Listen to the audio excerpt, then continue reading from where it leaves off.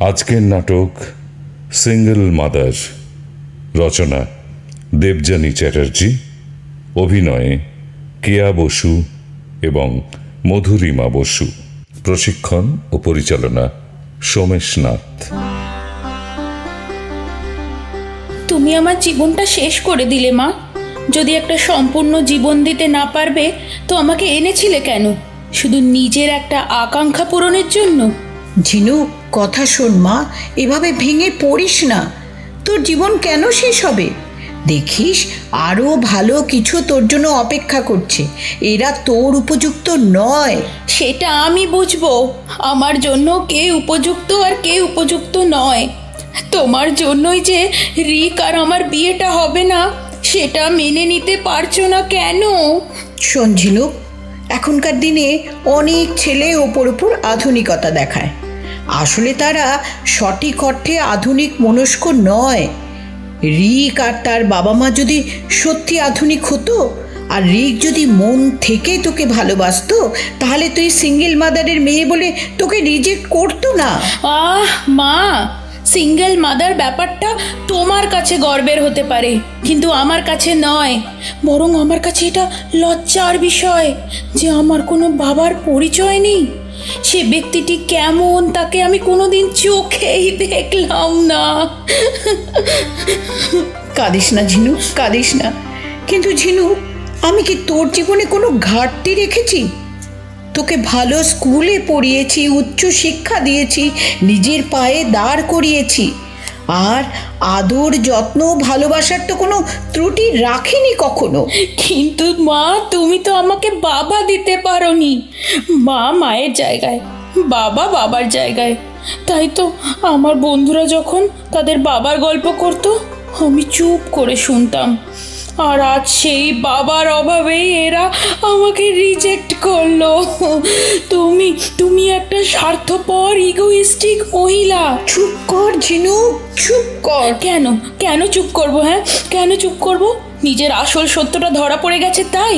তুমি তোমার জেদ ইগো বজায় রাখার জন্য বলে বসলে আমি একজন সিঙ্গেল মাদার।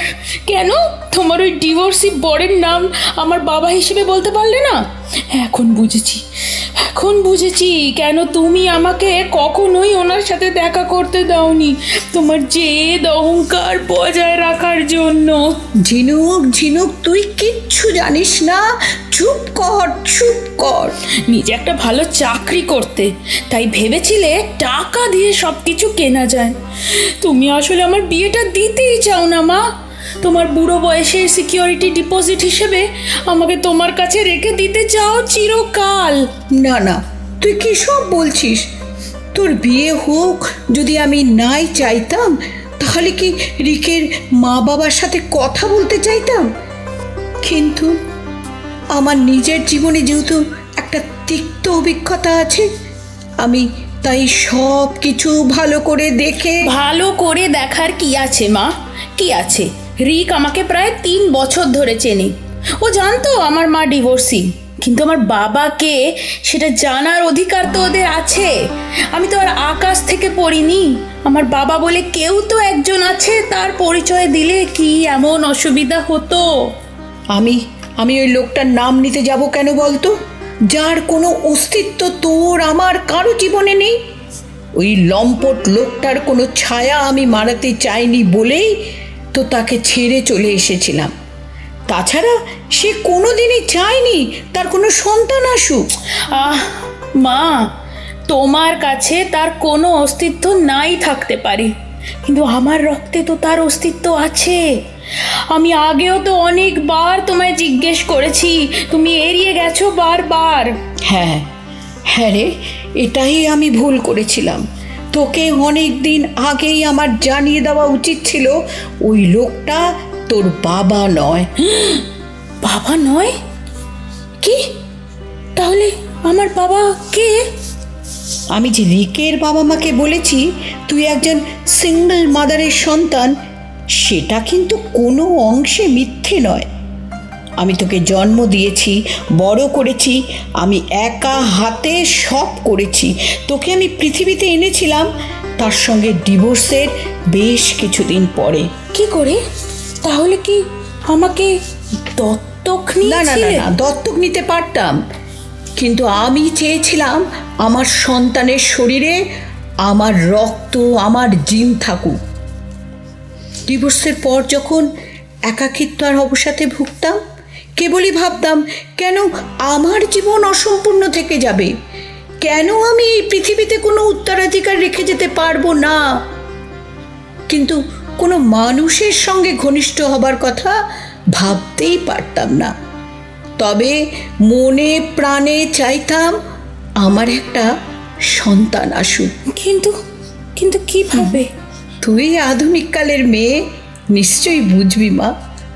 আমার এক ডাক্তার বন্ধুর সাহায্যে এক জটিল মেডিকেল প্রসেসের মধ্যে দিয়ে তোকে পেলাম। বহু কষ্ট আর জটিলতার মধ্যে দিয়ে যেতে যেতে মনে হতো বোধহয় মা হওয়া আমার কপালে নেই। তারপর? তারপর আর কি, সব আত্মীয় স্বজন আমাকে সন্দেহের চোখে দেখতো, আমার চরিত্রের দিকে আঙুল তুলতো। তবে আমার মা, মানে তোর দিদা, আমাকে সাহস জুগিয়েছে সব সময়। এবার বুঝলি তো কেন আমি বলেছিলাম তুই একজন সিঙ্গেল মাদারের সন্তান? সবই বুঝলাম মা, কিন্তু আমাদের সমাজ এত অ্যাডভান্স হয়নি এখনো যে এটা সবাই মেনে নেবে। আর তাছাড়া তুমি যে সময় এই সিদ্ধান্ত নিয়েছিলে তখন তো এই টেস্ট টিউব বেবির কনসেপ্ট সবই চালু হয়েছে। তাহলেই বুঝে দেখ আমার লড়াইটা কত কঠিন ছিল। তার থেকে তো তুমি বিয়ে করে নিতে পারতে মা। না, ওই যে বললাম, ভয় করত। আমার অফিসে সুজয় বন্ধু হিসেবে সব সময় পাশে থেকেছে, তুই তো জানিস। কিন্তু তার বেশি কিছু আমি ভাবিনি। কত কষ্ট করে তোকে পেয়েছি, আমি সংসার জীবন পাইনি, কিন্তু সব সময় চেয়েছি তোর একটা সংসার হোক, সন্তান হোক। তোকে বুড়ো বয়সের সিকিউরিটি ডিপোজিট হিসেবে চাইনি রে। বুঝেছি মা, বুঝেছি। তুমি আমায় ক্ষমা করো, আসলে আমি কেবল আমার কথাই ভাবছিলাম। তবে ঝিনুক, জানিস, একটা কথা ভেবে দুঃখ লাগছে। তোর শরীরে আমার রক্ত বইছে ঠিকই, কিন্তু আমি বোধহয় তোকে সঠিক শিক্ষা দিতে পারিনি। না হলে এই সামান্য ব্যাপারে ভেঙে পড়িস? জীবনে কত লড়াই থাকে, অপমান থাকে, সব নিয়েই চলতে হয় রে। ঠিকই বলেছ মা, ঠিকই বলেছ। তাদের যখন সেই মানসিকতা নেই আমাকে মেনে নেবার, তাহলে আমি বা তাদের জন্য কাঁদি কেন? আমি তো শুধু মায়ের মেয়ে নই, আমি ঝিনুক, ব্যক্তি ঝিনুক। সেটা যখন রিক বুঝলো না। হ্যাঁ ঝিনুক, তোর জীবনটা তোর চয়েস, অন্যরা সেটা কিভাবে নিচ্ছে সেটা তোর কনসার্ন নয়। তবে জানিস, একটা কথা আমার মনে হচ্ছে। কি মা?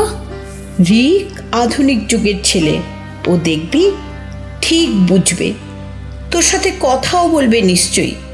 এ নিয়ে ওকে সব কথাই খুলে বলিস। কোনো দরকার নেই, ও যদি ব্যক্তি ঝিনুককে মেনে নেয় ভালো, নয়তো এ সম্পর্কের এখানেই ইতি। দেখ তো, দরজাটা খোল, মনে হয় রিকই এসছে, আমার মন বলছে রে। হ্যাঁ হ্যাঁ হ্যাঁ হ্যাঁ, দেখছি দেখছি। রিক, তুই? মা, ও মা দেখো, রিক এসছে। হ্যাঁ আমি জানতাম, বসতে দি, ওকে বসতে বল।